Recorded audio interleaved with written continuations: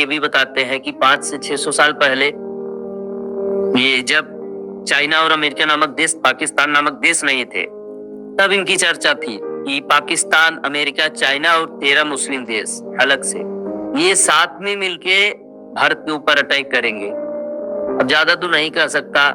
आज के शक्ति के संचार के और शक्ति के प्रवाह का जो स्तर है, आप समझिए उस स्तर पे बता रहा हूँ कि जो देव शक्ति की बात होती थी कि कलयुग के अंत में, कलयुग के अंत का जो प्रभाव होगा बहुत ही भयावह होगा। जहां हम लोग पिछले वीडियो में चर्चा किए हैं कि क्या लक्षण कलयुग के आखिरी समय का होगा, और वर्तमान में सेम ऐसी परिस्थिति देखने को भी मिल रही है।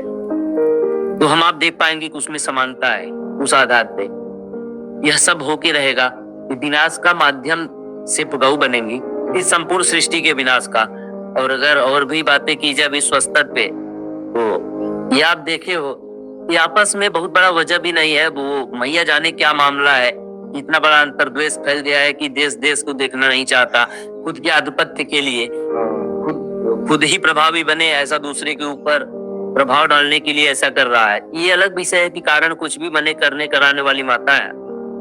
तो आप देख पाओगे कि जितने भी मुस्लिम कंट्रीज है वो आपस में लड़के मर जाएंगी, और जो बचेंगे जैसा लिखा है और अपनी चेतना के स्तर पे बता रहा हूँ, जो समाज में आज देखने को मिल रहा है, जो शक्ति का प्रवाह देखने को मिल रहा है, असमय मृत्यु का स्तर हो, चाहे गर्मी का तांडव हो, और परिवर्तित समय का प्रारूप आप देख सकते हो कि कहीं कोहरा हो जा रहा है, कहीं ठंडी हो जा रही है, कहीं गर्मी 40 डिग्री पहुंच जा रहा है। इन सबको ध्यान में रखते हुए अगर देखा जाए तो समय बहुत ही खराब है। वजह सिर्फ गौ माता बनेंगी। गौ माता, गौ की रक्षा सोचिए, गौ जो देवताओं से भी सर्वोपरि स्थान रखती हो, उनको स्वाद के लिए खाया जा रहा हो, यह बहुत बड़ा, बहुत बेहतरीन, बहुत अच्छा माध्यम बनेगा संपूर्ण मानव जात के संहार के लिए।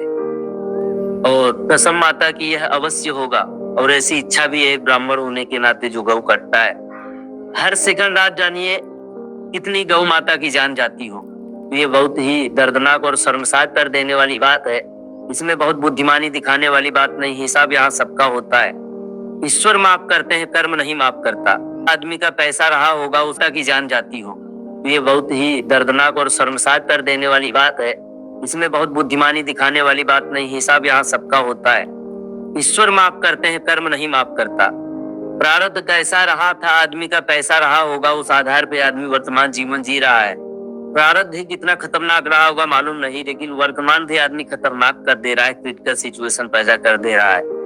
प्रकृति और ईश्वर के साथ उनकी योजनाओं को मजाक बना दे रहा है। जैसे आज आप बहुत देख रहे हैं कि नए नए बाबा प्रकट हो गए, नए नए बाबा प्रकट हो गए हैं, और सब हम उन जग के विशेष का नाम लेना चाहेंगे